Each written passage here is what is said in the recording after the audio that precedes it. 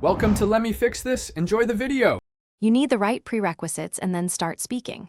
First, confirm you're on Microsoft 365 or Office 2019 Plus because Dictate Live's there. Once ready, click Home, then Dictate and grant microphone permission. This lets PowerPoint capture audio. Make sure the correct language is selected so transcription matches your pronunciation. Position your microphone close and steady. That reduces background noise and improves recognition. Now you're live. Say punctuation as you go and watch words appear so you can correct early. You're now in the middle of the process, so focus on control and clarity. Place the cursor where you want text, title, body, or speaker notes, so PowerPoint inserts words in the right spot. Speak punctuation clearly, for example, period, comma, new line, new paragraph. That shapes your slides.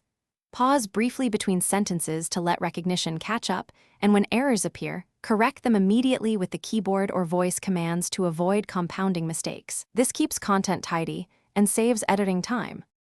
Once done dictating, you must finalize for clarity and accessibility.